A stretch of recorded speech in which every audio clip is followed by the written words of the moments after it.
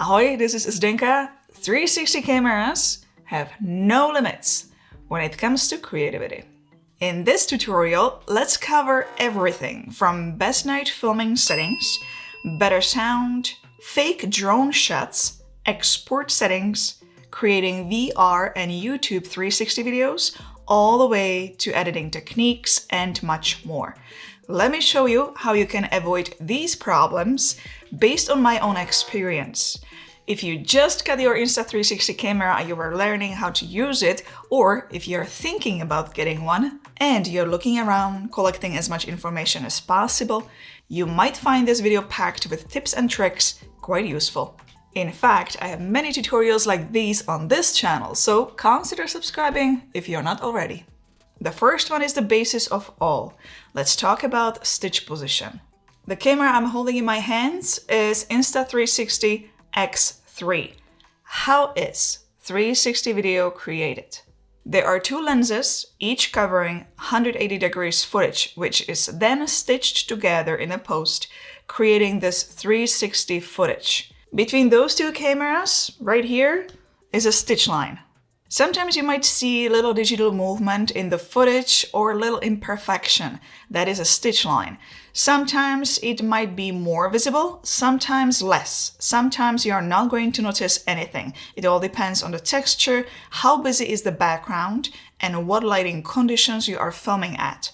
What you need to keep in mind is that whatever your main object is, whatever is the main view you're filming, you have to make sure that the camera is facing the object, not the stitch line. Here, if I'm filming myself, I have the camera, one of the cameras looking at me. If I'm gonna turn it sideways, the stitch line, the face might be distorted. Always keep in mind to check the position of the cameras while you're filming.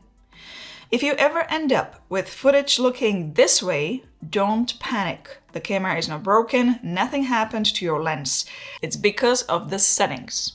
Either you're still learning to use your camera and you accidentally changed something you were not supposed to, or you forgot to turn off isolated exposure control. When isolated exposure is enabled, this feature can automatically adjust the exposure of the two lenses separately when there are large variations between the lenses. As you can clearly see it here, the sun was very strong, so the lenses were adjusting exposure separately. Don't forget to turn it off, as this can ruin lots of great footage. Let's talk about filming during the day. All Insta360 cameras do a great job filming in automatic mode during the day. Check out this great stabilization in this shot. The camera was attached to a saddleback by a suction cup. The saddleback was shaking really hard, yet the footage was smooth. Stabilization is not an issue here. Let's talk about the light. If you are going to be filming on a bright sunny day, or if you will be filming on a sunny day in the winter with snow on the ground, you will find that the footage will be overexposed at times if you leave it on default settings. What I suggest is bringing the exposure to minus 0.5. This will tone down the overblown highlights. You will get the data in areas where no data would be recorded if you had overblown highlights. This will look much better and you will have way easier time editing the clips.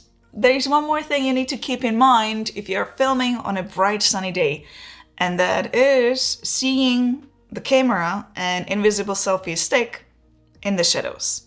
If you will be exporting the footage as 360 VR video or 360 video for YouTube, you cannot do much about it. However, if you will be creating flat video, you will be reframing the video. You can certainly frame the shots to avoid this view. Besides checking which direction your cameras are pointing, to avoid having a stitch line in the focal point of the shot, as I mentioned earlier, you should also think about where the light is coming from. Check where you see the shadow. If you don't like the shot, choose a different position or movement direction. Keep in mind that it will not be possible during filming certain action shots, such as skiing, because the only direction you can really take is to go downhill. Let's talk about filming at night. If you are going to be filming in automatic mode, you are going to get this footage. Because there is such a difference between the dark and bright areas, it's going to be very overexposed, and you might even see some grain in the footage as well. To get this footage, which looks way nicer, you need to shoot in manual mode. Once you switch to manual mode, you're going to be able to control shutter speed and ISO. Let's say that I'm filming at 30 frames per second. I'm going to bring the shutter speed way up between 1 to 200. I'm going to select 1/160th, as this will also get rid of lights to be spilled as I'm moving through. And then I just adjust ISO accordingly to keep blacks black and highlights not overblown. ISO 400, 500, or even higher, depending on how dark it is. For night filming, you might also want to adjust white balance. White balance 4000 for night, or if you have more yellow lights in a city and want a warmer look, you can push it to 5000. And here again is the footage in automatic mode and manual mode. What a big difference.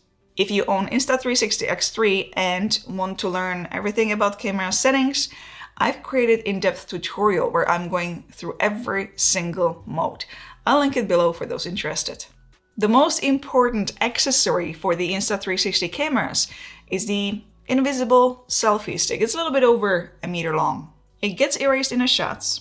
It's also the accessory to use if you will be creating any of these cool shot lap effects in the Insta360 app. I just noticed they added a new one. Let's try this. The electric surge. This short selfie stick is cool, but I personally prefer this 6 meters long invisible selfie stick. There are many reasons why I love this combo. You can use it for locations which are a bit tricky to film. For example, filming ice on the lake. There is no way you would get there without being physically in the ice-cold water. Or filming this little stream beside the road. You can get some really interesting close-up shots. If you want to combine Insta360 footage with footage from your smartphone or other camera, once you open the clips in Insta360 software, select the natural view. There will be no distortion. It will blend in quite nicely. Another quite obvious use would be faking a drone shot. It is great if you don't own a drone or if you're filming in no-fly zones. There are many places which prohibit drones. You can get really interesting views from above. Yes, people will stare and smile when you pull out such a long selfie stick in public, but they will appreciate this more than someone flying a drone over their head. You can be very creative when you are framing these shots. In this shot, for example, the shot started in natural view, and as the camera got high, the view was changed in Insta360 software to default view, which is much wider. This gives a slight illusion that the camera went up even higher. These tools allow you to create flat videos, but also 360 videos which you can watch on your VR console or on your smartphone. Just move around and explore the entire place. And the same thing goes if you're going to be watching the video on desktop or laptop. Use your mouse to move around. Export settings can be quite tricky for beginners, so let's quickly run through them. If you need something quick on the go, you will edit in the Insta360 app on the smartphone. This app will allow you to export flat video in 1080p, and here you can set bitrate to maximum 125 megabits per second. 360 video will have default settings if you will be sharing it to Insta360 Gallery. If you will be saving it to other social media or your gallery, you can save it in 4K and push the bitrates up to 125 megabits per second. If you want to get the best quality, you will edit in the Insta360 software on your desktop or laptop. Until you are ready to do the final export, always keep your files in the highest resolution and bitrate possible to ensure maximum quality. When I export files to be further edited in Premiere Pro, I export in 4K resolution. I push the bitrate all the way to max and select ProRes 422. I also saved this setting as a preset. For posting to social media, this is what Insta360 posted on their website. Export settings vary depending on the platform and other factors. However, there is a rough guide that we use when posting reframed flat videos to Instagram, TikTok, YouTube, and Facebook. Let's talk about VR 360 videos a little bit more. How do you edit and publish such content? If you use something like Adobe Premiere Pro to edit your videos, you can import all 360 clips to this software, where you can do further editing, such as adding transitions and titles. Once you import 360 clips to your timeline, open Sequence Settings, scroll all the way down to VR Properties. Here you should see these settings, this projection and this layout. Once you go to Effects, type in VR, and now you can see all video effects and transitions you can use for your 360 videos. You will edit the same way as normal flat videos, you will cut and trim, you name it. The only advice I'm going to give you is keep the clips long. People will be exploring the place, moving around, so you want to give them enough time before you move on to another scene. Also, if you are aiming at a VR headset audience, don't move your camera too much. Have it on a tripod. I had my son quickly removing the VR headset, saying, "You're moving the camera, I cannot watch this, I'm gonna get seasick." Once you're ready to export, hit File, Export, Media, and here all you have to do is go to Presets and select VR Monoscopic Match Source. The last word I'm not even going to attempt to pronounce. The tongue twister. Once you upload it to YouTube, it will be automatically recognized as there is metadata telling YouTube that this is a 360 video. Then you can watch the video on a computer, smartphone, or VR console. Insta360 X3 is a tiny camera with very small microphones. If you want to have a crisp audio like this one, you will need to add external microphone. Right now I'm recording myself with Insta360 X3 and you can hear the audio is very good. For those who are wondering, I'm using recently released Comica Vimo C. There are a few options there. I'm going to link my whole setup in the video description below. The audio adapter is not visible. The same goes for the clamp. However, yes, you can see the wire and the receiver in my case.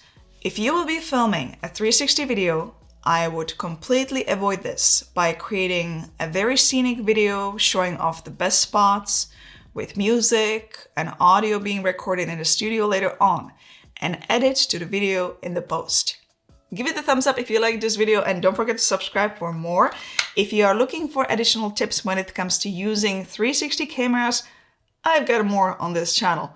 Leave a comment below and I'll see you in the next video. Ciao, ahoj!